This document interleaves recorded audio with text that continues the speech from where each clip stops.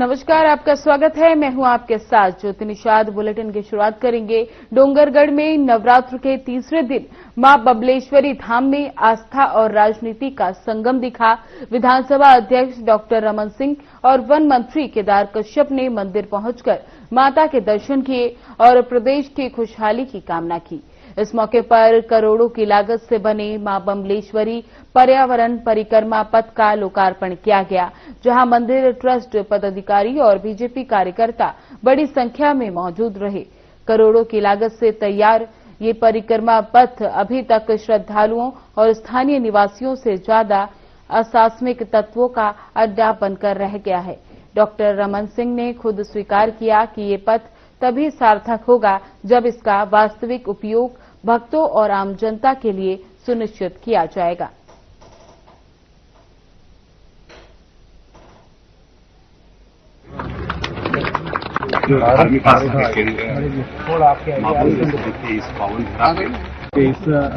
जो उन्होंने 2015 में इसकी आधारशिला रखी थी और आज वो पूर्ण हो रहा है। निश्चित तौर पर हमारे जितने भी श्रद्धालु हैं, जितने भी भक्त यहाँ पर आएंगे, उनके ये आस्था का केंद्र बिंदु बनेगा। और इसमें हमारे जिस तरीके से हमारे माननीय डॉक्टर साहब ने कहा, ये एक हमारे स्वास्थ्य की दृष्टि से, श्रद्धा की दृष्टि से, संस्कार की दृष्टि से और हमारा ये आस्था का केंद्र बिंदु है सभी धर्मों के लिए। तो सभी वर्ग के लोग यहाँ पर आएंगे, बच्चे से लेकर के पूरे तक, और 3 किलोमीटर की जो परिधि है इसलिए परिक्रमा भी करेंगे और हमारे इस कार्य हैं इसके माध्यम से स्वास्थ्य। मां बबलेश्वरी परिक्रमा पथ की कल्पना 2015 की है।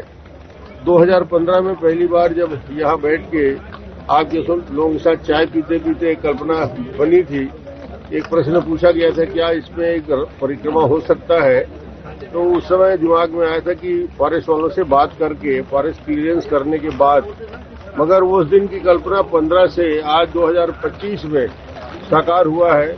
निश्चित रूप से अद्भुत ये परिक्रमा का पथ है।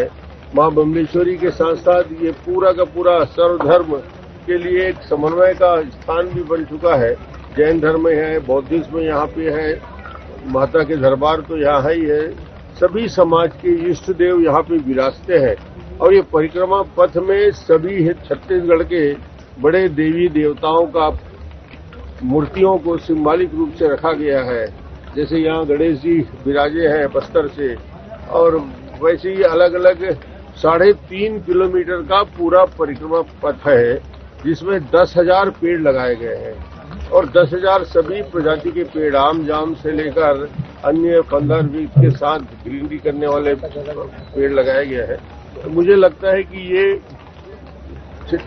डोंगरगढ़ का ये पवित्र स्थान है, उसमें 4 चांद लगाने वाला एक स्थायी रूप से जो पर्यटक आते हैं दूर दूर से, छत्तीसगढ़ के बाहर के लोग आते हैं, छत्तीसगढ़ के लोग आते हैं, गांव-गांव से आते हैं, उनके लिए पूरा ये 3.5 किलोमीटर का परिक्रमा अद्भुत रहेगा। और डोंगरगढ़ के मॉर्निंग वॉक के लिए चलने जाने वाले लोग जो शौकीन हैं, उनके लिए सवेरे और शाम को घूमने के लिए अद्भुत स्थान मां बबलेश्वरी की कृपा से बन गया है। तो सेहत के लिए भी है, श्रद्धा के लिए भी है, संस्कार के लिए भी है, और ये पूरा पर्यावरण के लिए विशेष तौर से इसको बनाया गया है। और जो चित्र है शेर के, भालू के, सांप के, अजगर के, और ये बच्चों के लिए मनोरंजन करने लायक है। तो मुझे लगता है कि मां बबलेश्वरी के आशीर्वाद से ये बड़ा काम खत्म हुआ है।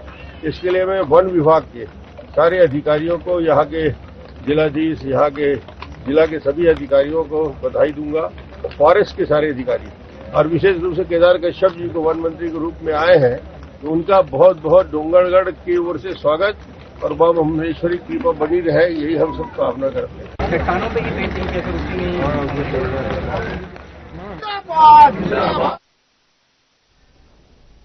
खबर राजनांद गांव से है, जहां विश्वविद्यालय के एक फैसले ने छात्र समुदाय में खलबली मचा दी है।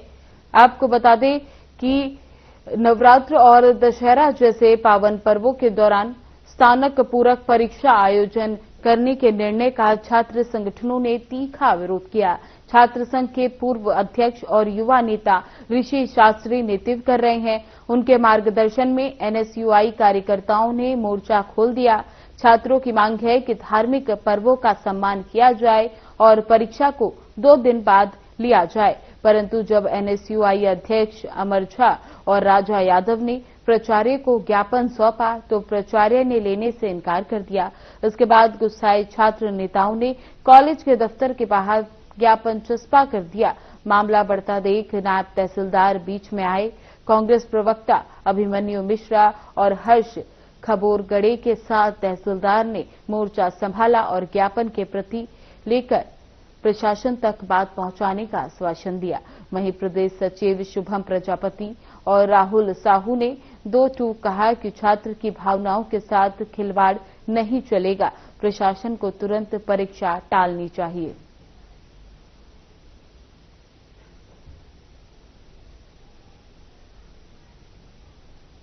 तो विश्वविद्यालय की गलती की वजह से शिक्षा विभाग मंत्रालय द्वारा एक सूचना जारी हुई, जिसमें नवरात्र पर्व एवं दशहरा पर्व को लेकर के दिनांक 29 से लेकर के दिनांक 4 तारीख तक अवकाश रखा गया था। दिनांक 25 तारीख को विश्वविद्यालय की एक गाइडलाइन जारी होती है, जिसमें दिनांक 29 और 30 को विश्वविद्यालय की परीक्षा, पूरक परीक्षा आयोजन के संबंध में एक जानकारी आती है। तो उसको लेकर के आज हम रीडिंग कॉलेज है दिग्विजय महाविद्यालय, जिसके अंदर में लगभग 40 कॉलेज आते हैं, वहाँ के प्राचार्य के पास ज्ञापन सौंपने आए थे। कुलपति के नाम, माननीय मुख्यमंत्री जी के नाम और माननीय अध्यक्ष के नाम हम ज्ञापन सौंपने आए थे।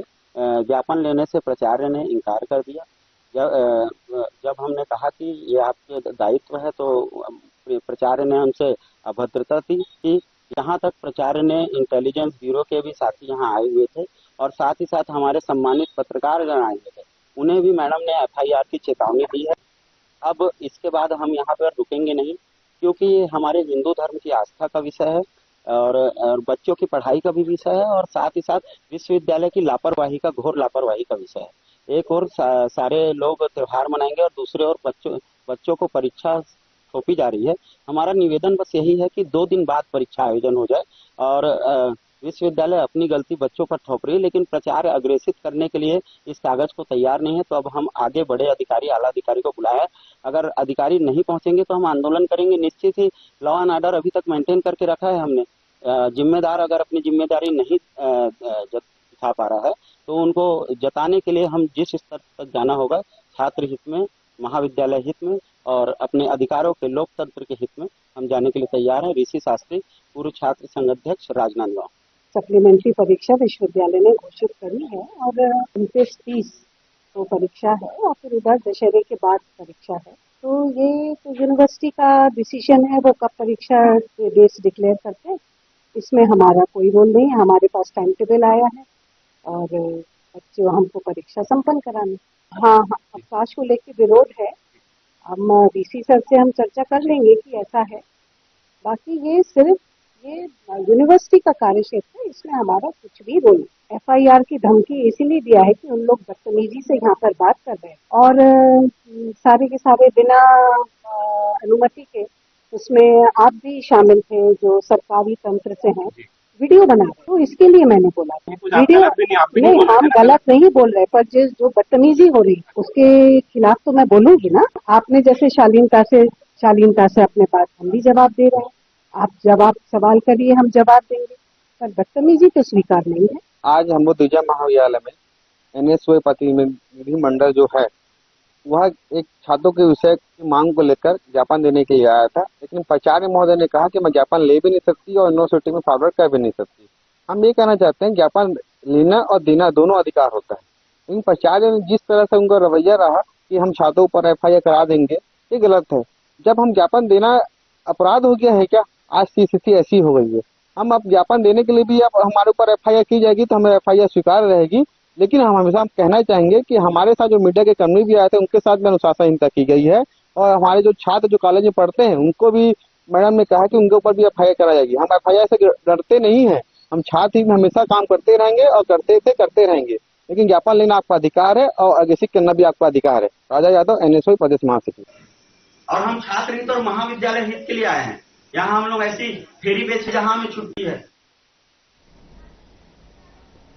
छत्तीसगढ़ के राज्यपाल रमेनगेका के बाबा भोरमदेव मंदिर परिसर में आगमन पर उप मुख्यमंत्री एवं पंचायत और ग्रामीण विकास मंत्री विजय शर्मा ने पुष्प गुच्छ भेंटकर आत्मीय स्वागत और अभिनंदन किया। इस अवसर पर कलेक्टर गोपाल वर्मा, पुलिस अधीक्षक धर्मेंद्र कुमार छवई, डीएफओ निखिल अग्रवाल सहित जनप्रतिनिधियों और अधिकारियों ने भी राज्यपाल का हार्दिक स्वागत किया। छत्तीसगढ़ की विशेष पिछड़ी बैगा जनजाति ने अपने पारंपरिक बैगा नृत्य के माध्यम से राज्यपाल का अभिनंदन कर स्थानीय संस्कृति की अनूठी झलक प्रस्तुत की।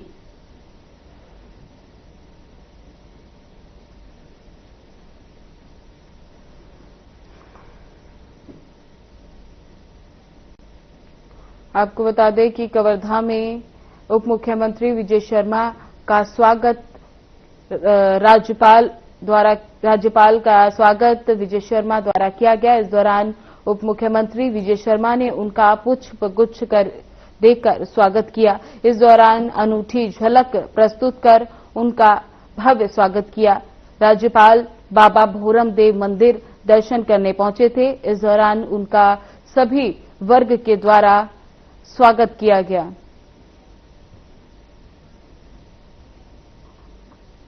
बीजापुर में स्थानीय युवाओं ने बढ़ती बेरोजगारी को लेकर कलेक्टर और जिला शिक्षा अधिकारी को ज्ञापन सौंपा। युवाओं का कहना है कि जिले की सभी संविदा और सरकारी नियुक्तियों में स्थानीय बेरोजगारों को प्राथमिकता दी जानी चाहिए। ज्ञापन सौंपते समय युवकों ने बीजेपी के पूर्व जिला अध्यक्ष श्रीनिवास राव मूलयेदार को भी इस मुद्दे से अवगत किया और मुख्यमंत्री साय तक अपनी बात पहुंचाने की अपील की। उनका कहना है कि स्थानीय भर्ती से जिले में पलायन और बेरोजगारी की समस्या कम हो सकती है। युवाओं की इस पहल से प्रशासन को जिले में रोजगार के मुद्दे पर ध्यान देने का अवसर मिलेगा। स्थानीय लोगों का मानना है कि यदि संविदा और सरकारी नियुक्तियों में प्राथमिकता स्थानीय युवाओं को दी जाती है तो जिले के विकास और रोजगार के अवसरों में सुधार होगा। प्रशासन ने ज्ञापन प्राप्त कर आवश्यक कार्रवाई का आश्वासन दिया।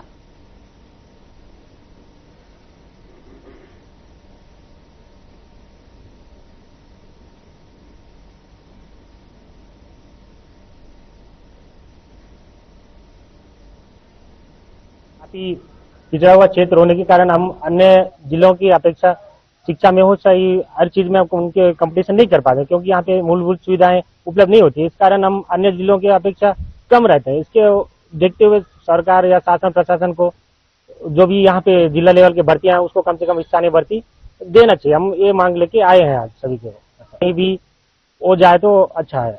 बीजापुर जिले में स्थानीय भर्ती को लेकर बेरोजगार युवा साथियों के साथ बीजापुर आना हुआ कलेक्टर कार्यालय, जिसमें हमारे बीजापुर जिला बेरोजगार युवाओं के द्वारा जो मांग था, मांग पत्र में कलेक्टर साहब को दिया गया है, जिसमें मुख्य बिंदुओं के द्वारा दर्शाया गया कि स्थानीय भर्ती जो संविदा जो भर्ती होगी उसमें पारदर्शिता रखते हुए स्थानीय बेरोजगार युवाओं को प्राथमिकता दिया जाए और साथ ही जिला डाइट कॉलेज जो है जिला प्रशिक्षण संस्था उसको पुनः चालू करने की मांग की गई है। जिले के स्थानीय बेरोजगार युवा की मुख्य मांग को लेकर अपन सबसे पहले तो बीजापुर जिले के डीओ साहब को अपन ज्ञापन दिए हैं। यहाँ की जो भर्ती जो भी तृतीय और चतुर्थ श्रेणी की भर्ती होनी चाहिए वहाँ पे हमारे स्थानीय लोगों को पहला प्राथमिकता हो। सेकंड थिंग हम लोग साथ साथ में अभी जो वर्तमान में हमारे बीजापुर जिले के जो अभी शासन बैठे हुए बीजेपी के जिला अध्यक्ष महोदय जी के नाम से पूरा जिला अध्यक्ष श्रीनिवास मुदलियार जी को भी हमने ज्ञापन दिया है। साथ साथ में हम कलेक्टर महोदय बीजापुर जिले कलेक्टर महोदय जी को भी अपन ज्ञापन में दिए हैं और कलेक्टर साहब का कहना है कि ये अपन ऊपर से अपन लेके बताएंगे कि हमारी मांग यही है कि जो स्थानीय जो भर्ती है ना, जैसे कि शिक्षा मिशन की भर्ती हुआ था, मैं इससे पहले बताया था, यहाँ पे जितना पोस्ट निकला था, मान लो मैं इंग्लिश की बात करता हूँ, इंग्लिश सब्जेक्ट में वहाँ पे जो डीएड बीएड है लेकिन 9 पोस्ट टोटल निकला था। 9 पोस्ट में से उसमें केवल 4 लोगों को लिए हैं, बाकी 5 पोस्ट खाली है। इसलिए नहीं लिए कि जिसके पास बीएड नहीं था। हमारे यही मांग है कि जो डीएड कर चुके हैं, जो पीजी कर चुके हैं संबंधित विषय से, उन कैंडिडेट को लिया जाना चाहिए।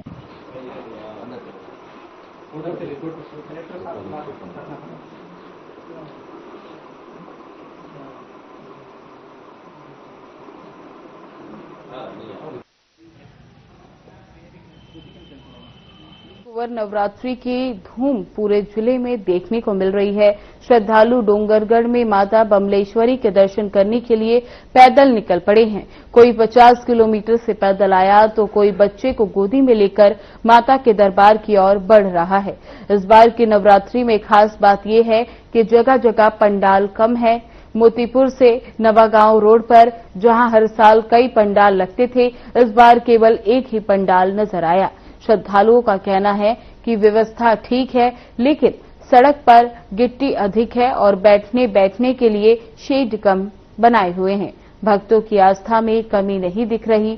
13 साल से पैदल चलकर माता के दर्शन करने वाले पवन कुमार पांडे और अन्य श्रद्धालु ये साबित कर रहे हैं कि समर्पण और आस्था सबसे बड़ी शक्ति है। प्रशासन ने आवश्यक निर्देश दिए हैं ताकि यात्रा सुगम बनी रहे।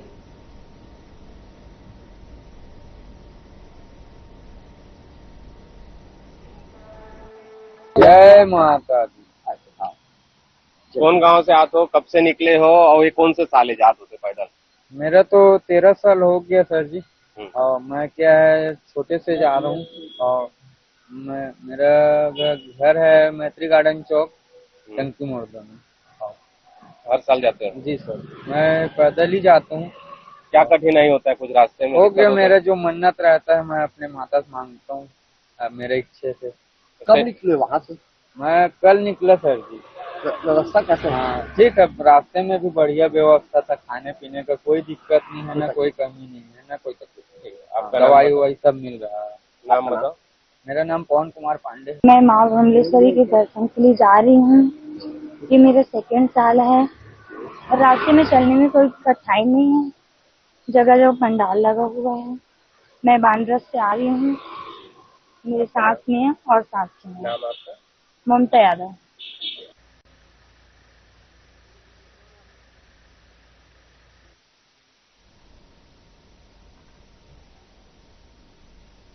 छत्तीसगढ़ के राजनांद गांव से एक ऐसी खबर सामने आई है जिसने इंसानियत को झकझोर कर रख दिया है।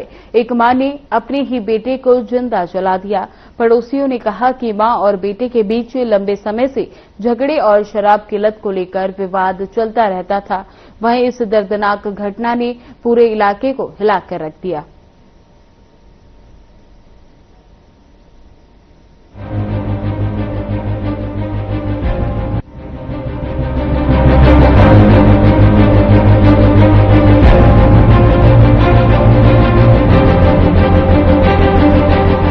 राजनांद गांव के अटल आवास कॉलोनी में एक दिल दहला देने वाली वारदात सामने आई है। 60 वर्षीय सुहागा बाई ने अपने दिव्यांग बेटे वीरेंद्र साहू को पेट्रोल डालकर आग के हवाले कर दिया। पड़ोसियों के मुताबिक मां और बेटे के बीच लंबे समय से झगड़ा और शराब को लेकर तनाव था। घटना 22 सितंबर की सुबह हुई और आग इतनी भीषण थी कि पड़ोसियों ने पानी डालकर ही उसे बुझाया। घायल वीरेंद्र को अस्पताल ले जाया गया, लेकिन 90% शरीर जल चुका था। इलाज के दौरान उसकी मौत हो गई। हालांकि पुलिस ने महज 24 घंटे में आरोपी मां को गिरफ्तार कर लिया। पूछताछ में उसने जुर्म कबूल किया और कहा कि वह बेटे के व्यवहार से परेशान थी। यह घटना घरेलू हिंसा और शराब के खतरनाक परिणामों को उजागर करती है। 22 तारीख को एक घटना हुई थी जिसमें एक महिला सुहागा बाई, उन्होंने अपने विकलांग बेटे को पेट्रोल डाल के आग लगा दी।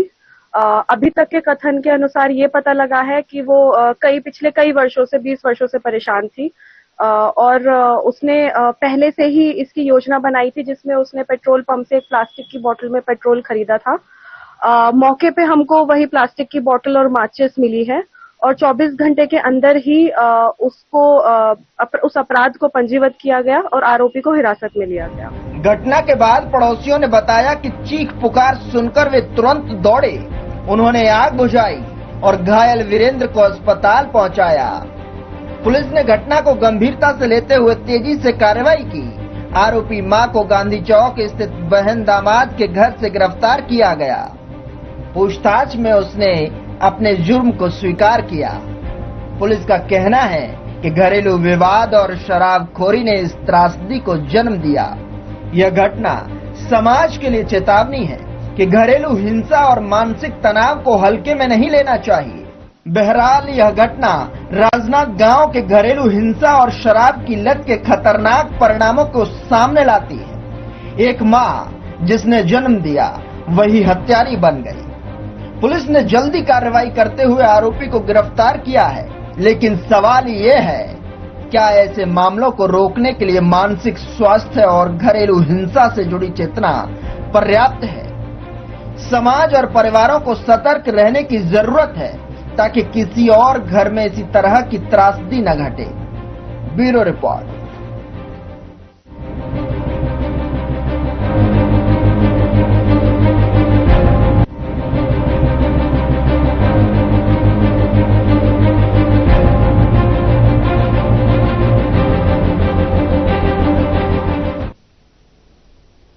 खबर दुर्ग से है, जहां सुराना महाविद्यालय में राज्य की रजत जयंती के अवसर पर एक दिवसीय सेमिनार ओजोर मिशन 2047 का आयोजन किया गया। जिला शिक्षण समिति दुर्ग के अध्यक्ष प्रवीण चंद तिवारी और मुख्य वक्ता के रूप में संजय खंडेलवाल, मुख्य अभियंता सीएसपी डीसीएल उपस्थित रहे। साथ ही इस कार्यक्रम में महाविद्यालय के विद्यार्थियों के साथ साथ प्राचार्य और अध्यापक गण भी मुख्य रूप से मौजूद रहे।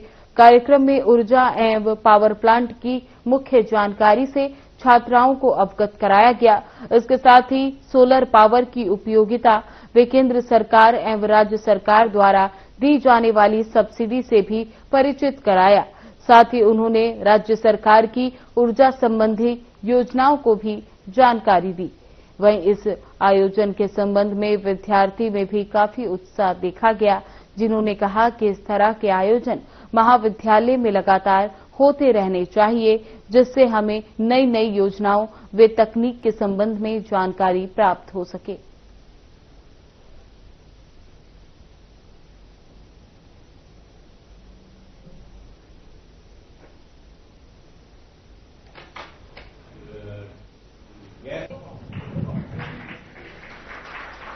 सेमिनार का विषय था विजन 2047 टू 50।